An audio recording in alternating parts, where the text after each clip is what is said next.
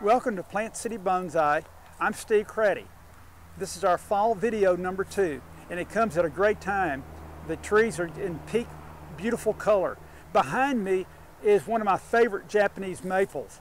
It's a Sengokaku, coral bark better known as, and this guy here I've moved 3 times until we finally bought the farm here and I planted it, and it'll be here forever now. The bonsai are showing off in their fall colors, and that's where we're going to be headed next.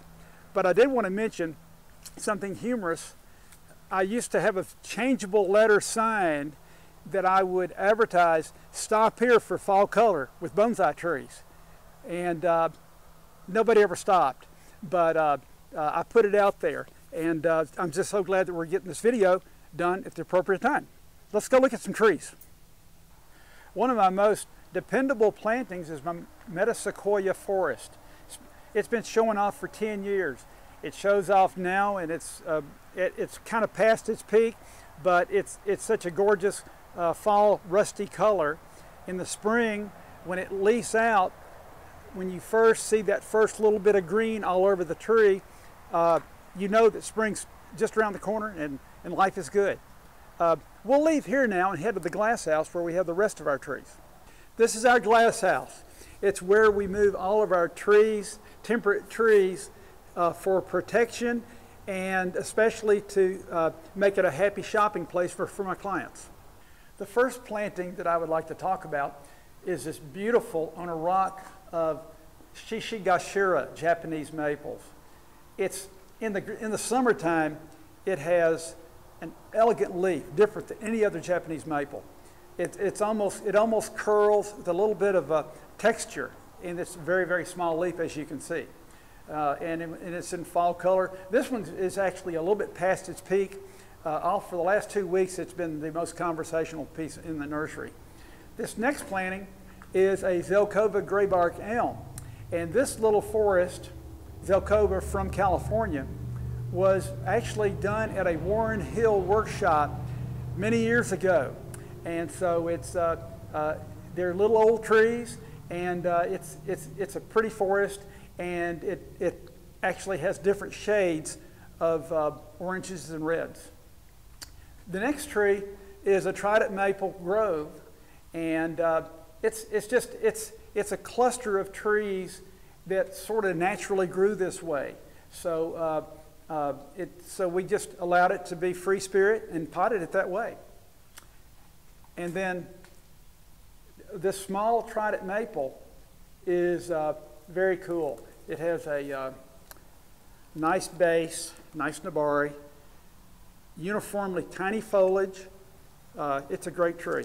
And this tree's probably 15 to 17 years old.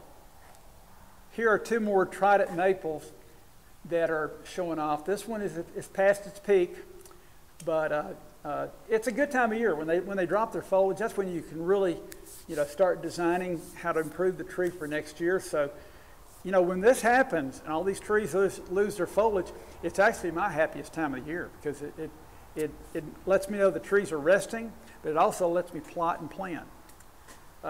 Here's a redwood that's in sort of medium coloring, the outside being more exposed. But you see how pretty it is when you have the mixture of colors. I think a favorite of most maple collectors is the Arakawa, the rough bark Japanese maple. This one is particularly nice. It's imported, but I sort of gauge them or grade them as to how corky they are. And actually the corky texture starts at the base and goes all the way to the apex. And they don't wonderfully branch, especially on their own. So this one was controlled. The Japanese made sure of that. So you've got nice left, right, back branching for depth. And it's just all kind of laid out for you. A fantastic smaller tree. Here's a great example of an Arakawa it's more of a domestically grown tree. It has nice barking. It's not all the way to the apex as much as the imported one I recently talked about, but it's still a beautiful tree. It has pretty decent branching. So this is going to be like a three-year project tree to really become a fabulous bonsai. And the color's just starting. So I love this when you have the blend of the more red leaves and still with a mixture of green. That way you know you're going to have that color going on for probably another 2 to 3 weeks. This next group of trees are from the Sea of Junipers, and they have never looked better. We have super fed them this year, and we had that good early rain. And so I started kind of early in the spring, potting up some so they'd be super ready for the fall season, summer season and fall season, especially holidays. So have a fantastic array of all sizes of junipers now. Let's take a look in the hothouse. Looking really cool in there.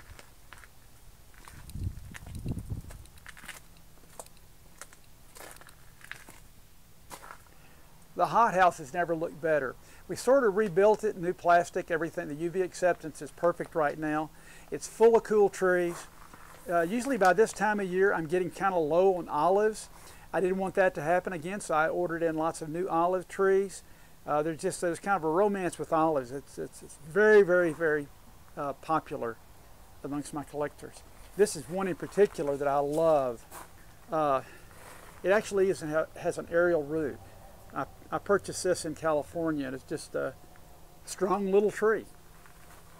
And one thing I wanted to mention is for people who are buying trees for the first time, especially gift season coming up not too far off, the Arboricola is always my choice as far as a recommendation.